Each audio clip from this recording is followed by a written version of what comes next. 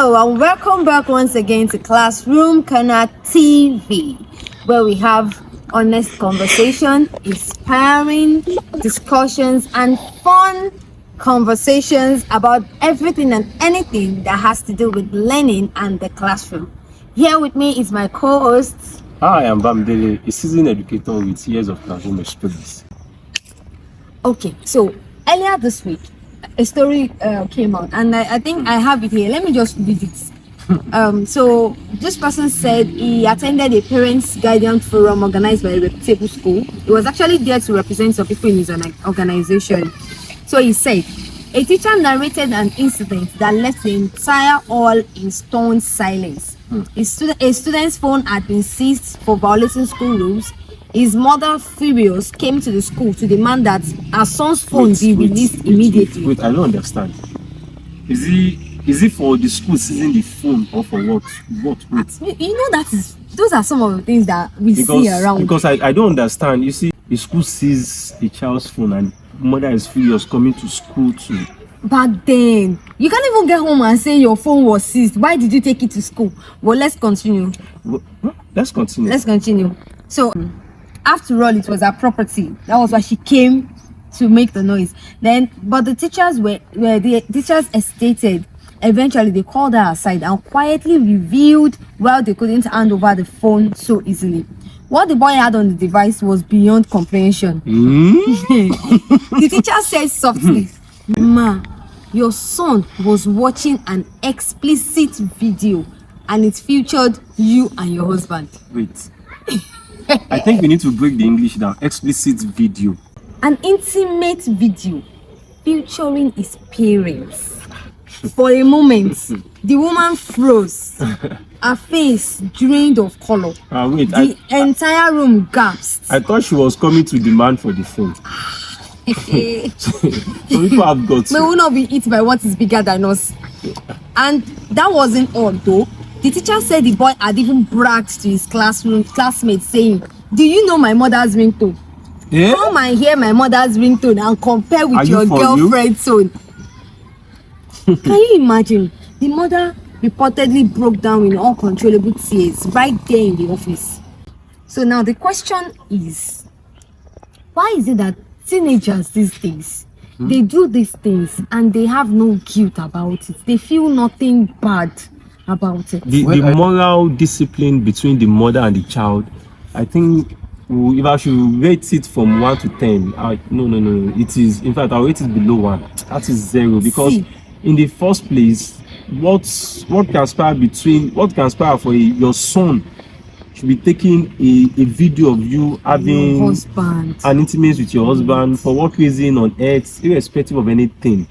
You know, one thing is that I would not see.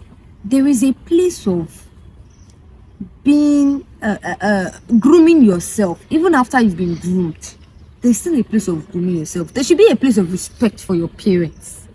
How dare you go into your parents' room without knocking, without permission?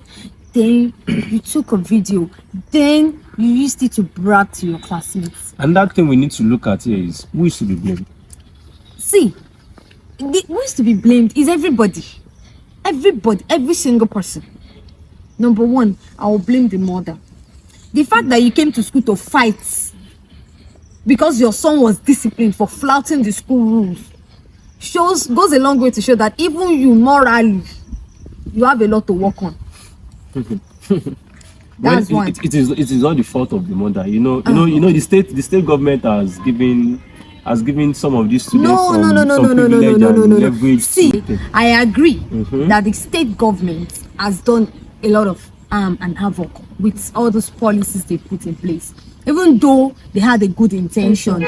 But it was not the state government that gave the boy the phone. It was not the state government that did not put restriction on the usage of the phone. So it was not the state government either that came to fight. I will shift the more of the blame then on the parent. I will blame the parent because I don't know where some parents, there is this saying that says charity begins at home.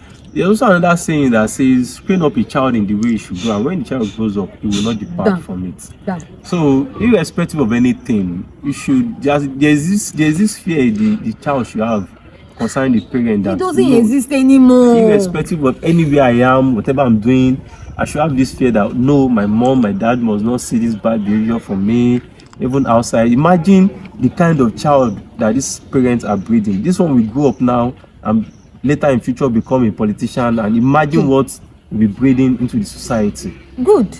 I agree that okay, the parents, the mother, they are to be blamed. I also blame the entire society. See, it is a person that gives birth to a child, but it is the whole city, the entire village that watches over the child if the child is good. The fact that this child has a clique of friends that he can go and show that video to is another problem. No, I won't blame them. I You've don't forgotten blame that. them. You've The fact is forgotten. that they Wait. watched it together. You've forgotten. They enjoyed the video You've together. forgotten that the society starts from the home. We need to pick it from See, there. that is the what I'm society saying. starts from the home. That is So, what I'm saying. There is You this. see, this Wait. small unit called the family, they make up the society. So I'm going to blame that small units of the families that make up the society of that scope. You know why? Now, if you are doing something wrong and there is nobody to hail you along, to push you along, to say, "Yay, you're doing well," you would probably stand back and have a rethink. Now, the fact that he has friends, clique of friends, that would take that video, watch it, enjoy it, analyze it, is another problem. Now, those his friends, their homes too, they have failed. Do you even know whether it was one of these his friend that went to report him at school? Of course, see, let me tell you, in a school setting, normally, I'm sure you know that when we have 10 children in a class, one of them is a saint. So maybe that one that is a saint was the one that got a hint of it.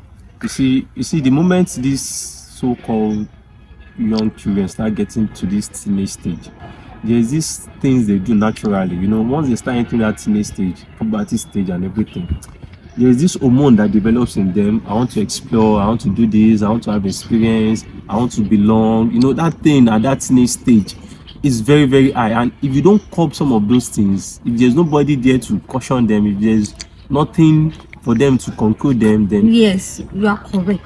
They will hormones, yes. The stage of life, yes. But the problem is, at least then we also had these hormones. Our hormones were raging, so we also went through puberty. But the guilt and the fear of our parents would not make, even when you want to do those things, you will go and hide in a corner. yes. So the problem now is, why are they not guilty? Why do they feel fearless? You said in those days you go and hide in a corner. It's not that those days too, those people were saint or something. We're not. But I think the problem now is, well, thank God for social media. Social media has brought a lot of things and has revealed a lot of things. I think we should not be going back on the problem. We should be looking for a solution.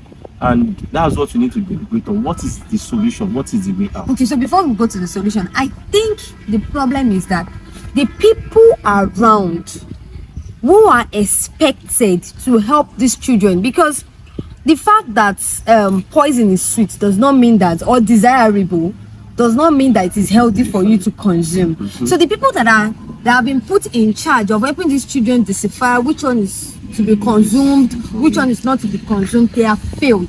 And who are those people? The parents, the government, the society, the pastors, everybody around such children, they have failed in their duty.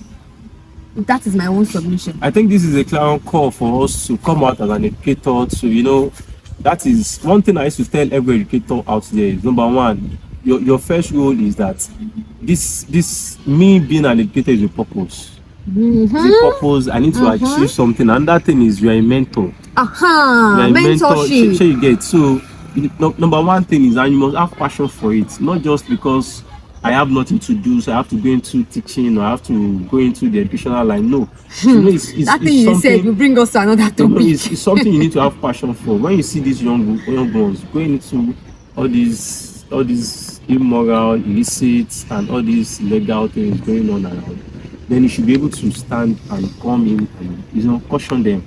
So that is why, as an educator, you don't just remain the way you are. You need to go for training, keep developing yourself, you know, go for conferences that will help you develop your skills. Not just about you going for I'm not saying academic pursuit is not too good, but at least go for other trainings that will help you develop these children, because some of them, we still have a lot of children that are going through a lot of things. Some are even speaking out. As an educator, you need to dictate some of those things. There are some children that they are dying silently. Exactly. So you need to dictate, come, what is wrong with you? So as an educator, you need to prefer solution. Okay, so that's on the side of the educator, Yes. to mentor those To mentor the children, to give provide them solution, to give them an ear, Yes. a listening ear. Yeah. Now, let them know that there's somebody that cares. There's somebody that cares. There's solution somewhere, irrespective of anything you're going through. Then, okay, so back to the story. I think this child now has to be helped. The solution I think that this has now is, for one, this child has to be properly supervised on social media and internet usage. One, his phone usage has to be supervised. Two, this child has to be properly counseled and rehabilitated. He has to undergo therapy. And then three, the entire family has to undergo therapy. The fact that this boy has done this to his parents, it will affect the family too, not just the boy. So the entire family has to undergo a family therapy, so to speak. Well, I think for now, this is where we draw the curtain on Classroom Corner TV for today. So if you have enjoyed yourself, if you have learned or picked one or two things, kindly like the video. And also, if you have a different opinion, or you have any opinion on what can be done to help this boy, or what you think the solution for curbing this kind of menace could be, kindly drop it in the comment section. Well, this is what we'll call it a wrap. Thank you. See you some other time.